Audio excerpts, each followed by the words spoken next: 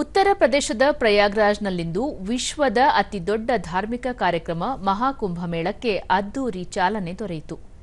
ಗಂಗಾ, ಯಮುನಾ ಮತ್ತು ಸರಸ್ವತಿ ನದಿಗಳ ತ್ರಿವೇಣಿ ಸಂಗಮದಲ್ಲಿ ಅಮೃತ ಸ್ನಾನದೊಂದಿಗೆ ಶತಮಾನದ ಮಹಾಕುಂಭಮೇಳ ಆರಂಭವಾಯಿತು. ದೇಶ ವಿದೇಶಗಳ ಲಕ್ಷಾಂತರ ಭಕ್ತರು, ಪ್ರವಾಸಿಗರು ಈ ಭವ್ಯ ಕ್ಷಣಕ್ಕೆ ಸಾಕ್ಷಿಯಾದರು. ಪುಷ್ಯ ಹುಣ್ಣಿಮೆಯ ಮೊದಲ ಅಮೃತ ಸ್ನಾನದೊಂದಿಗೆ ಈ ಮಹಾಕುಂಭಮೇಳ ಆರಂಭವಾಗಿದ್ದು, ಈ ಪುಣ್ಯ ಕಾರ್ಯದಲ್ಲಿ ದೇಶ ಹಾಗೂ ವಿದೇಶಗಳಿಂದ ಆಗಮಿಸಿರುವ ಭಕ್ತಗಣ ಭಾಗಿಯಾಗಿದ್ದು, ಸಾವಿರಾರು ಸಾಧು ಸಂತರು ವಿಶೇಷ ಪೂಜಾ ವಿಧಿವಿಧಾನಗಳಲ್ಲಿ ತೊಡಗಿದ್ದಾರೆ. ಮೂರೂ ನದಿಗಳ ತ್ರಿವೇಣಿ ಸಂಗಮದಲ್ಲಿ ಪವಿತ್ರ ಸ್ನಾನ ಮಾಡುವ ಮೂಲಕ ಲಕ್ಷೋಪಲಕ್ಷ ಭಕ್ತರು ಪುನೀತರಾದರು.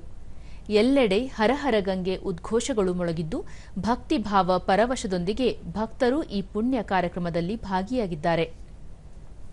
ಭಕ್ತರು ಮತ್ತು ದೇಶ ವಿದೇಶಗಳ ಪ್ರವಾಸಿಗರ ಸಂಖ್ಯೆ ಕೋಟಿಯನ್ನು ಮೀರಲಿರುವುದರಿಂದ ಎಲ್ಲೆಡೆ ಬಿಗಿ ಭದ್ರತೆ ಕೈಗೊಳ್ಳಲಾಗಿದೆ. ಆಯಾ ಕಟ್ಟಿನ ಜಾಗಗಳಲ್ಲಿ ಹೆಚ್ಚು ಸಿಸಿಟಿವಿ ಕ್ಯಾಮೆರಾಗಳನ್ನು ಅಳವಡಿಸಲಾಗಿದ್ದು, ಭಕ್ತರ ಭದ್ರತೆ ದೃಷ್ಟಿಯಿಂದ ಎಐ ತಂತ್ರಜ್ಞಾನದ ನೆರವು ಪಡೆಯಲಾಗುತ್ತಿದೆ.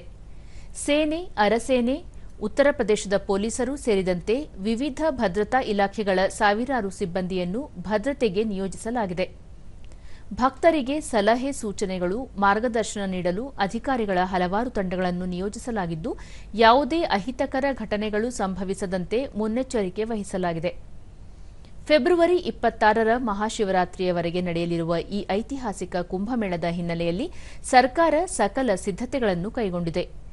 ಕುಂಭಮೇಳಕ್ಕೆ ಭೇಟಿ ನೀಡುವ ಲಕ್ಷಾಂತರ ಭಕ್ತರಿಗೆ ಆರೋಗ್ಯಕರ ವಾತಾವರಣವನ್ನು ಕಲ್ಪಿಸುವ ನಿಟ್ಟಿನಲ್ಲಿ ಪ್ರಯಾಗ್ರಾಜ್ನಲ್ಲಿ ಮೂಲಭೂತ ಸೌಕರ್ಯಗಳನ್ನು ಕಲ್ಪಿಸಲಾಗಿದೆ. 144 ವರ್ಷಗಳಿಗೊಮ್ಮೆ ನಡೆಯುವ ಮಹಾಕುಂಭಮೇಳ ವಿಶೇಷ ಮಹತ್ವ ಪಡೆದುಕೊಂಡಿದೆ. ಭಕ್ತರ ಸುರಕ್ಷತೆ ದೃಷ್ಟಿಯಿಂದ ಎನ್ಡಿಆರ್ಎಫ್ ಜಲ ಆಂಬ್ಯುಲೆನ್ಸ್ ಸೇವೆಯನ್ನು ಆರಂಭಿಸಿದೆ.